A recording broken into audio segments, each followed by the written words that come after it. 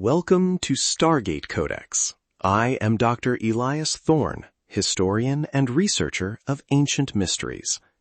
Today we examine a documented secret from the archives of secret societies and ancient civilizations.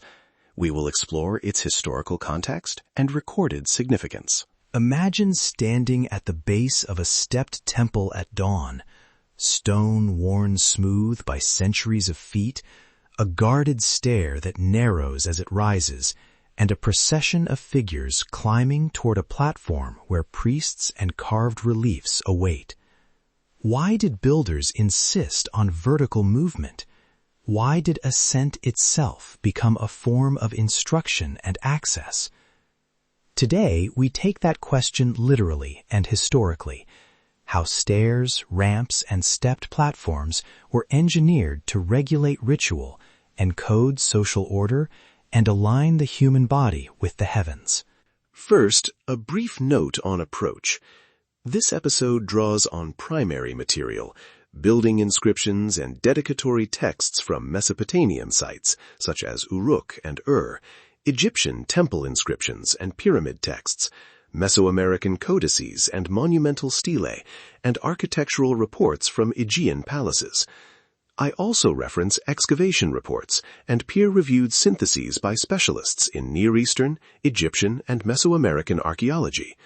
Where interpretations diverge, I mark the debate and remain close to the material evidence.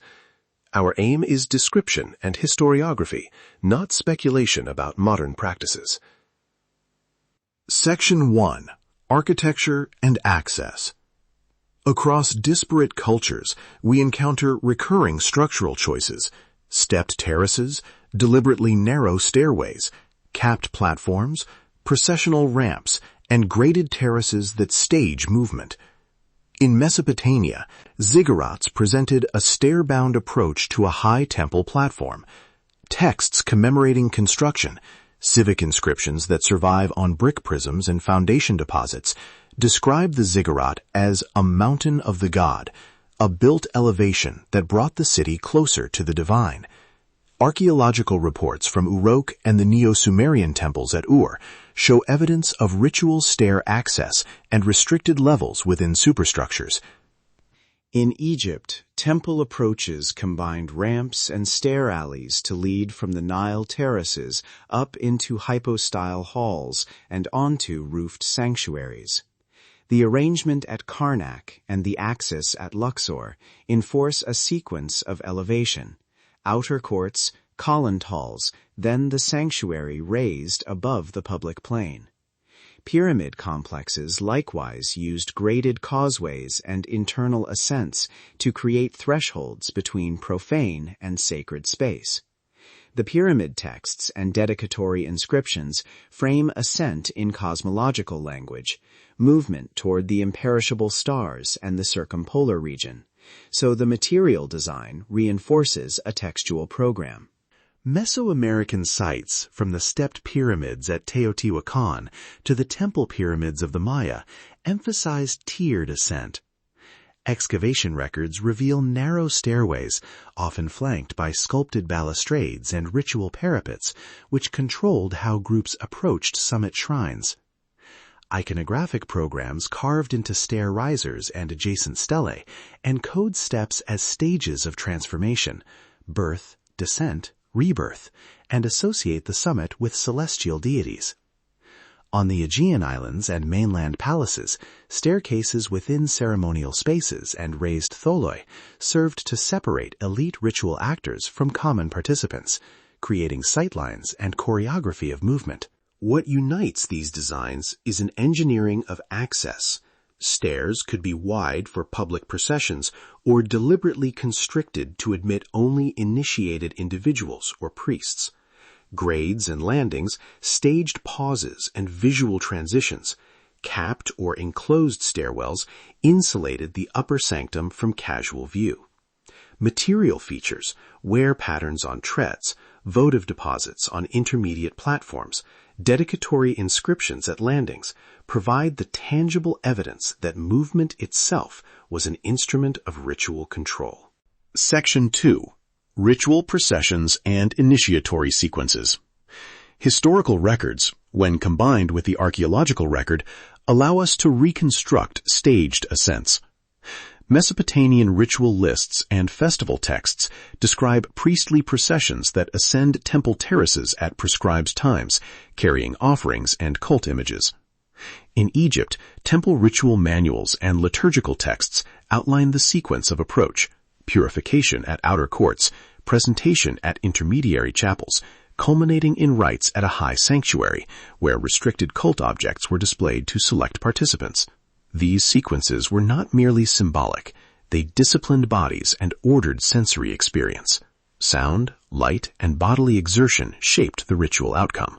In Mesoamerica, ethno-historic accounts and pictorial codices record public processions up temple stairways during calendrical ceremonies. Accounts emphasize timing, processions at dawn or dusk, and the deliberate pairing of ascent with disguised or costumed participants who enacted mythic journeys. Archaeologists note votive caches buried in stair foundations and along ascent routes, which serve as material witnesses to ritual passage and periodic reactivation of the stair as a sacred object. Initiatory narratives are preserved in temple inscriptions and later mystery school descriptions. These often cast ascent as a staged transformation. The candidate or cultic actor moves from an exterior, socially profane space into progressively more restricted zones, each with prescribed performances and mnemonic imagery.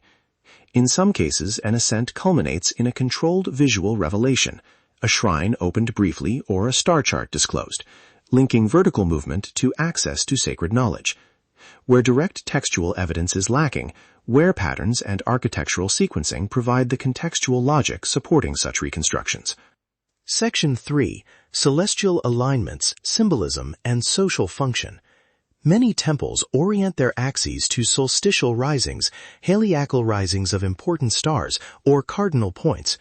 This astronomical program makes the act of ascent temporal as well as spatial.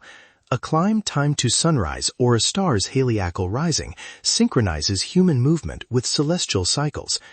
The pyramid texts and Egyptian temple alignments explicitly connect upward movement to the circumpolar stars. At Chichen Itza and other Mesoamerican sites, stair alignments and shadow play during equinoxes create choreographed moments at the summit. Beyond cosmology, vertical pathways codified social order. Restricted staircases and guarded terraces controlled access to ritual knowledge, priestly privilege, and temple wealth. Economically, temples used elevated sanctuaries to secure cult images, votive offerings, and treasury spaces out of casual reach.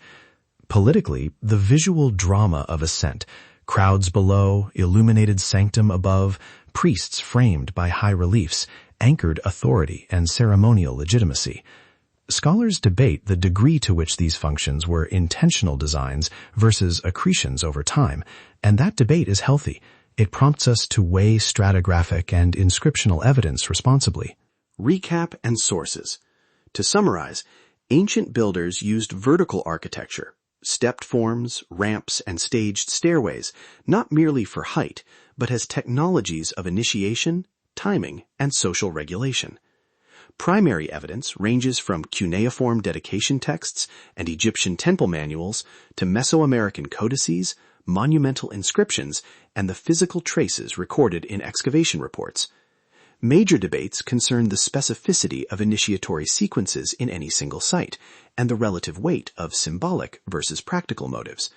For listeners seeking primary reading, consult the excavation reports of and Uruk, translations of the pyramid texts, published Teotihuacan and Maya stela catalogs, and the archaeological syntheses referenced in today's show notes, including works listed in Skye Alden's bibliography.